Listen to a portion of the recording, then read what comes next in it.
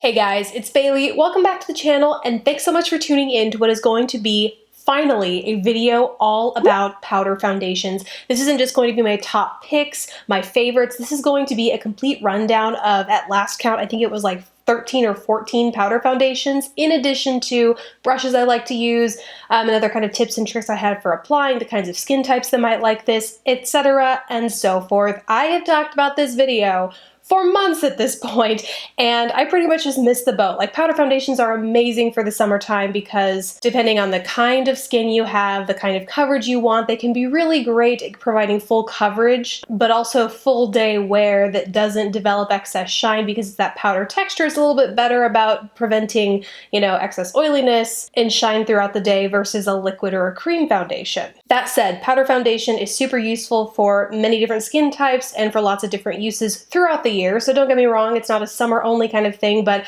I personally find for my combo skin, I am more attracted to powder foundations during the warmer months for those reasons. Alrighty, so first let's start with tools. I have a couple that you might want to reach for depending on how you like to apply your products, the kind of coverage you're looking for, things like that. First, let's start with tools. I have a couple of picks actually, depending on how you like to apply your foundation, what kind of coverage you're after, and just generally your preference. So first of which is the Real Techniques B05 Extra Large Kabuki Brush. This I talked about when I did a full review of the Powder Blue collection, and actually I have a full review of this on its own if you want to go check that out. But basically, this is a super dense, super fluffy brush that is specifically made to handle and work with powder products. So it picks up a ton, like a good amount of product, given the density of all these bristles. It picks up a ton of product and then lays it really evenly on the skin. And because you have so much fluff factor, again, a very technical term I talked about in that video, it blends in so quickly and so easily. However, it's massive, in case you couldn't tell,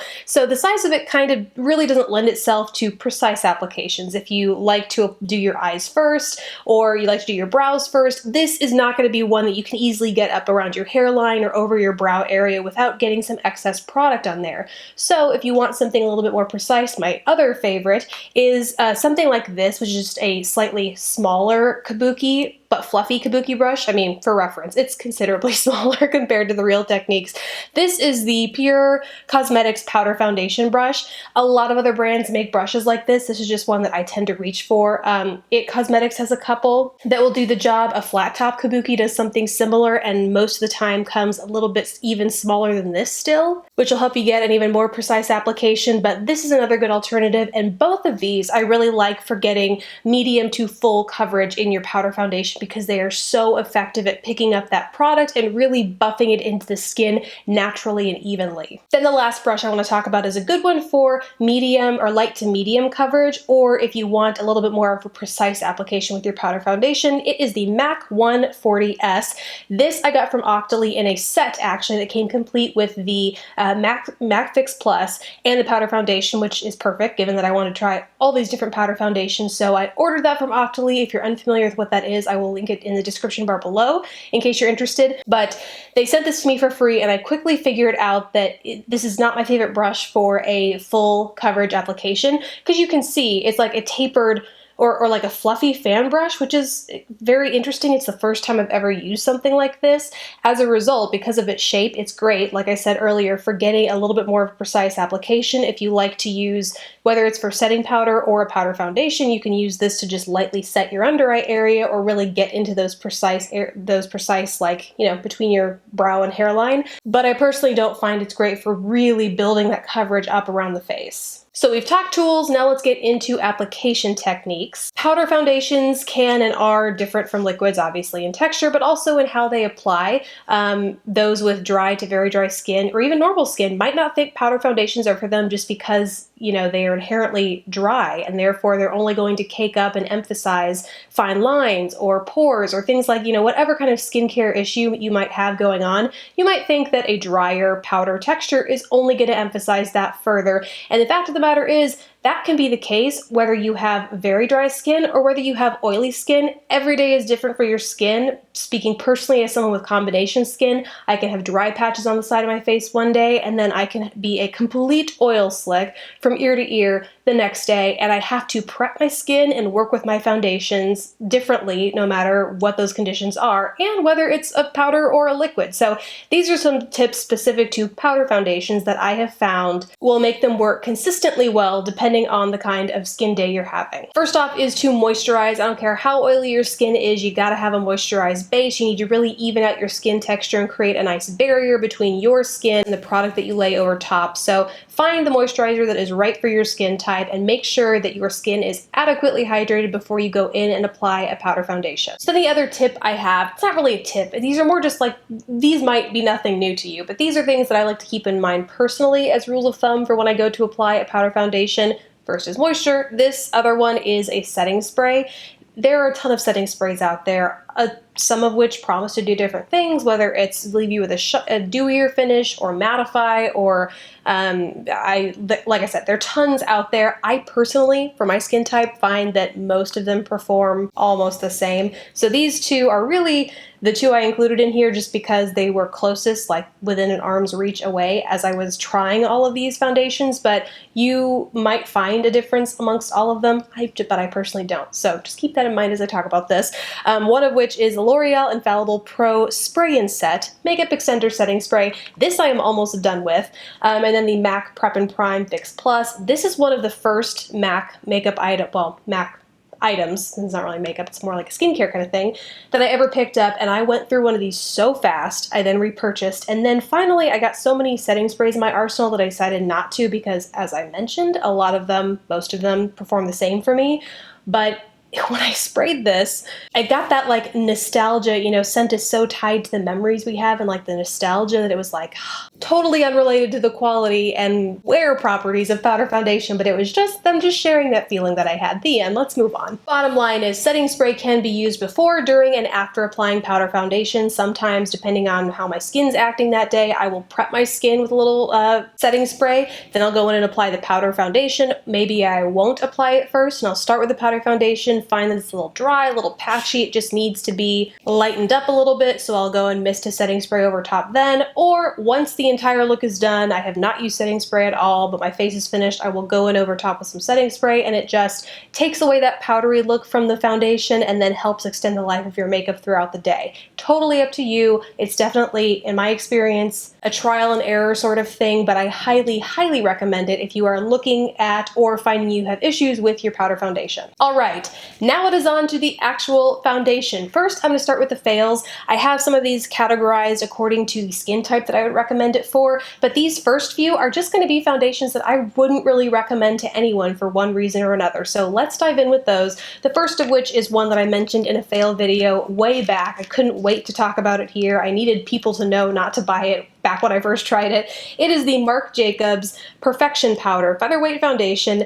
I picked up the shade 240 Bisque. It's a tad light for me. I had such high expectations for this foundation, knowing that like the Genius Gel's great, the Remarkable Foundation's amazing, and just generally Marc Jacobs as a high dollar brand tends to have great payoff in their products.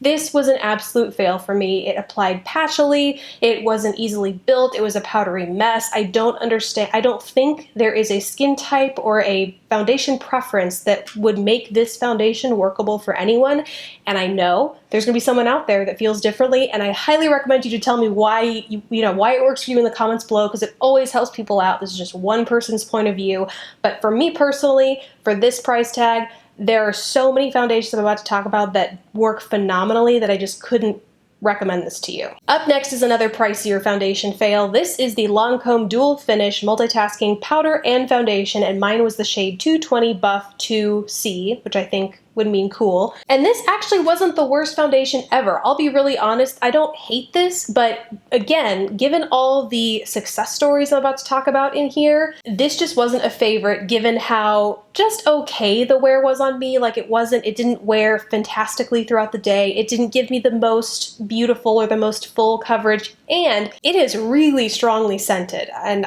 that's something, Lancôme I think generally tends to be heavily fragranced, but something about the way this smells and for how long the fragrance persisted on me just did not didn't go well with my skin type, foundation preferences, etc., etc. Wouldn't recommend. Onto an older fail that I had to come back to and retry just to confirm it was still a fail. And it is. This is the Makeup Forever Pro Finish Multi-Use Powder Foundation. I tried this when it first came out.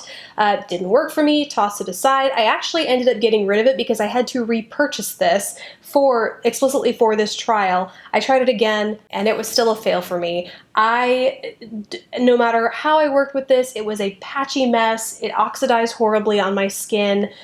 In that review that I did, a lot of you guys like this, so I know that this might have a couple of other people split. Again, let us know your skin type and how you like to apply it in the comments below, because I'm sure this will work for someone, but because of how it's worked for me, I just personally can't recommend it. And the last fail is from the drugstore, and unfortunately, this isn't even a product fail, it's a packaging fail. This is the CoverGirl Clean Powder Foundation for normal skin. Mine's in the shade 525 Buff Beige, and like I said, the powder itself is not so bad, the packaging is horrendous. So when you first get it, it comes apart, it is apart, and it actually comes where the foundation is exposed, and then through all sorts of different witchcraft and wizardry, you're supposed to insert this in here, and it pops in, and then it's supposed to slide, but it doesn't slide, so you think maybe you're doing it wrong. You get it kind of like, it's awful. It's awful, and I'm going to talk about a drugstore foundation that I much prefer to this,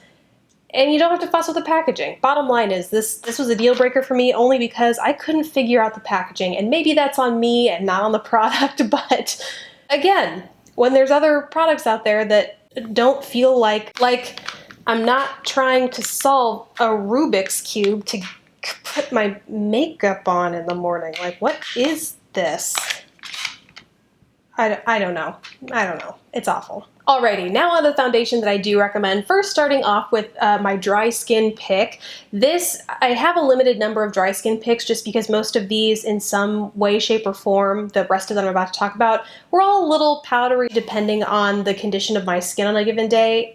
Like I said, I've probably said multiple times throughout this video, I have combo skin, and so I know that if I'm experiencing some dryness or, this is a foundation is clinging to my texture, I think it's only going to get worse for someone with dry to a very dry skin type. It is the IT Cosmetics Celebration Foundation Illumination. Mine is in the shade Light. The major downside to this entire line, both the Illumination Celebration Foundation and the regular non-Illumination, is just the shade range. Unfortunately, IT Cosmetics doesn't have a wide shade range yet. I'm really hoping that changes in the future, but for now, it's somewhat limited. But if you can find one that works for you, this is such a beautiful foundation.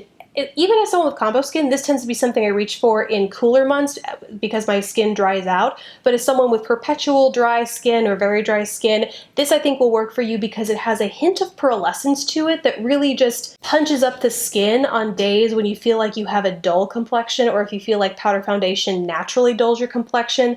The pearlescence in this is so natural, but still illuminates really effectively. Also, it's very buildable, like medium to full coverage, without looking too cakey or anything like that. So really, really beautiful, especially for dry skin types. The next three I'm about to talk about are good for, I would say, a little dry, normal to combo skin types. They're not my favorite in any of those categories, but they're not bad by any means. So I feel they're worth mentioning, especially in the event that my top picks don't work for you. These are some that, while they're not my top, could certainly work for somebody else because they're not by any means patchy or impossible to work with. So I think they're worth mentioning here. First up is the Sephora Matte Perfection Powder Foundation. The shade that I got is 20 Neutral Beige, and this was recommended to me by Sephora. I ordered this online, so when I say it was recommended to me, they base that on the foundation shades I typically purchase. It is not always right by any means.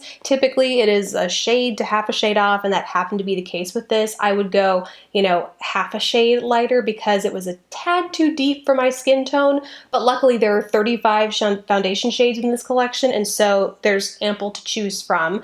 Like I said, it's not my favorite. It wasn't the longest wearing of those that I picked as my favorites, but the texture of this is so buttery, smooth, and creamy. It's very finely milled, and so as a result, it's very easily built. Like, you put one layer on your skin and it's like napped already. You're at medium coverage, so it doesn't take a whole lot to get you up to that next level, and as a result, I didn't see a whole lot of cakiness. But like I said, the wear time just wasn't there for me. Up next are some drugstore foundations, first of which is the Maybelline Dream Wonder Powder Foundation. This is the shade 7D Natural Beige, and that was a good pick for me. This, kind of like the Sephora, this was a tad drier than the Sephora. It's not nearly as pigmented as the Sephora, and not quite as finely milled. As a result, I found it a little bit patchier. It was a little bit harder to build up to a full coverage without really needing to work with it and moisturize a little bit more, but it still got me there. Again, though, the wear time just wasn't there for me. And then the next one, the Physicians Formula Mineral Wear Mineral Face Powder. Mine is the shade Creamy Natural. A lot of you guys actually recommended this to me when I had talked about this over the past couple months, trying these powder foundations. You said this is one of your favorites. So if I could find a shade that works for me, because this is one where the shade range is horribly limiting. If I could find a shade that worked for me, this was your all-time favorite powder foundation. And on my skin type, I found it was a little, certainly drier than the Maybelline. So as I built it up, it was a little bit harder to build up without getting that super powdery and cakey look. I found I had to use a lot of setting spray, really make sure my skin was moisturized. It just took a little bit more working with than I personally like compared to the other foundations that I like. But just know, and certainly the theme of this video is to please weigh in the comments below, because this is just my personal experience, my personal recommendation. Because so many of you guys recommended this, I know it works for some of you, so I just ask that you share your tips and your experiences with this, because if it works for you, I'm sure it will work for somebody else. It just wasn't a good fit for me. Oh, actually I have another one that was just kind of so-so for me, but definitely wins in the packaging department. I mean, hello, that's gorgeous. It is the Pure Cosmetics 4-in-1 Pressed Mineral Makeup. This is broad spectrum SPF of 15, and this is in the shade Golden Medium. This was just a little dry for me, so it's probably a better pick for an oilier skin type. It is medium to full coverage, relatively easily buildable, but because of that drier texture, I just felt like I had to work with it a little bit more to make sure I didn't experience any cakiness. The texture was also such that, you know, it was just so dry that I felt like it emphasized my pores a little bit more than some of the other foundations that I've tried. And so again, it's trying this many foundations, I think the bar just got really, really high once I found my favorites. And so again, it's not that this is an awful foundation, it just wasn't the right one for me. Now on to my combo skin recommendations. These are the two that just blew the rest out of the water in terms of wear and finish and coverage.